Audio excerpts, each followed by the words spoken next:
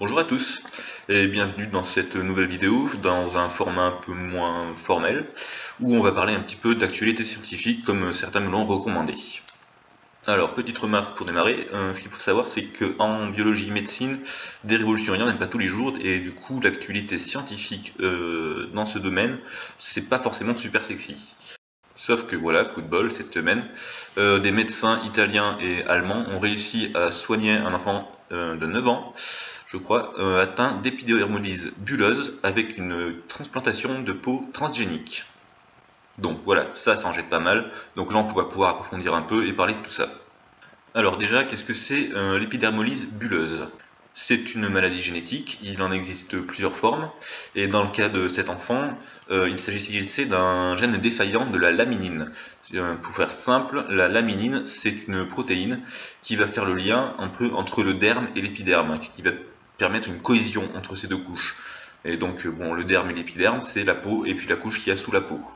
Résultat des courses, si cette protéine est défaillante, à cause d'une maladie génétique justement, et ben votre derme et votre épiderme sont mal collés ensemble, et il y a la peau qui parle en haut, d'autant dire que c'est pas chouette comme maladie.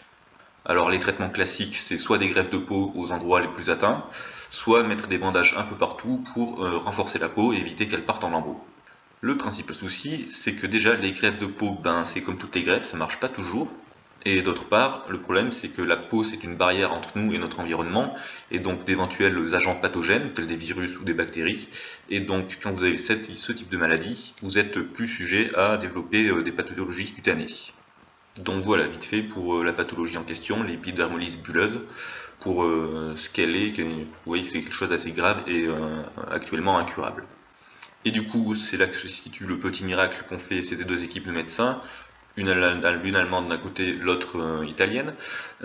C'est que eux, ils ont fait une greffe de la propre peau de l'enfant, génétiquement modifiée. Et donc, comment ils ont fait tout ça? Alors, ça va être en gros en 3 étapes.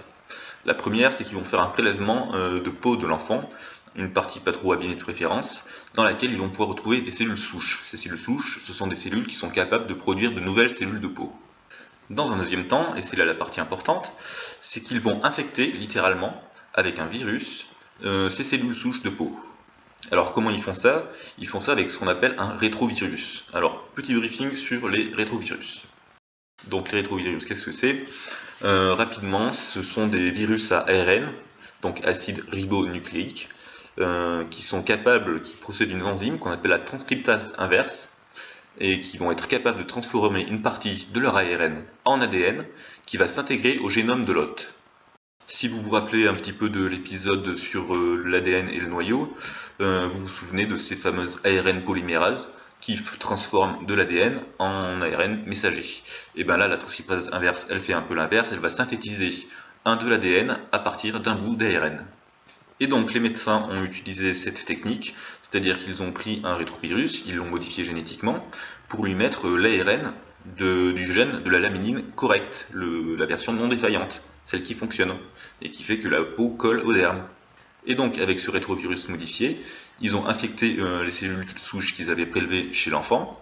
Ensuite, il n'y a plus qu'à mettre tout ça en culture, faire grandir des morceaux de peau et les greffer à l'enfant. Et ainsi, grâce à cette technique, ils ont pu produire suffisamment de peau pour faire une greffe de 80% de l'ensemble de la surface corporelle de l'enfant, qui est maintenant complètement guéri, qui n'a même plus besoin d'antidouleur. Voilà, c'est tout pour cette petite vidéo. Dites-moi si ça vous a plu, si ce nouveau format vous convient, et est-ce que vous en voulez plus ou non, vous préférez les vidéos habituelles, je sais pas. Enfin bref, comme d'habitude, les remarques, les questions, tout ça en commentaire. Et sur ce, je vous dis à la prochaine.